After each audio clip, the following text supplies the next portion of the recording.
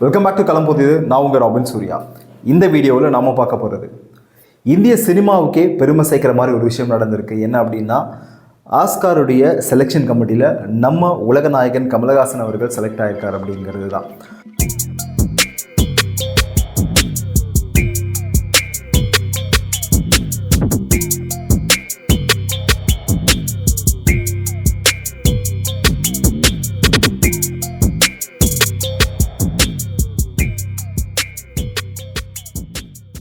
ஒரு கலைஞனுக்கு எப்போவுமே கைத்தட்டல் ரொம்ப முக்கியம் அப்படின்னு சொல்லுவாங்க. இந்த கலைஞர்கள் சினிமா துறையில் இருக்க அத்தனை பேருமே ஒரு மிகப்பெரிய அவார்டாக நினைக்கிறது ஆஸ்கார் அவார்டு தான். அந்த ஆஸ்கார் அவார்டுடைய டீமில் கிட்டத்தட்ட இந்த 2025க்கான படங்களை செலக்ட் பண்ணுறதுல 487 பேரை செலக்ட் பண்ணியிருக்காங்க.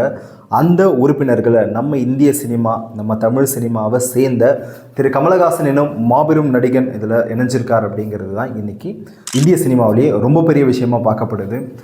ஆஸ்கார் அப்படிங்கிறது சாதாரண விஷயம் கிடையாதுங்க. ஆஸ்கார் அப்படிங்கிறது உலகத்தரம் வாய்ந்த பல படங்களை தேர்ந்தெடுத்து சிறந்த நடிகர், சிறந்த படம், சிறந்த இயக்கம் அப்படின்னு பல விருதுகளை அவங்க வழங்கிட்டு வராங்க. இதில் நம்ம கமலஹாசன் நினைச்சிருக்காரு. கமலஹாசனுடைய கிட்டத்தட்ட 60 வருட பயணம், ஒரு நடிகனாக, ஒரு ப்ரொடியூசராக, ஒரு டைரக்டராக, ஒரு சிங்கராக, ஒரு டான்ஸராக, இப்படி பல பரிமாணங்களை அவர் தொடாத உச்சமே கிடையாது. அது மட்டும் இல்லை, அவர் ஒரு புதுவிதமான விஷயங்களை முயற்சி செய்யறதுலையோ, புதுவிதமான கதைக்களத்தை தேர்ந்தெடுக்கிறதுலையோ அவர் என்றைக்குமே தவறுனதே கிடையாது. அவர் ஒரு சினிமாட்டிக் லெஜண்ட் அப்படின்னே சொல்லலாம். அந்த லெஜண்டுக்கு இந்த ஒரு இடம், இந்த ஒரு அங்கீகாரம் கிடைச்சிருக்கிறது நம்ம இந்திய சினிமாவுக்கு மிகப்பெரிய பெருமையாக தான் பார்க்கப்படுது.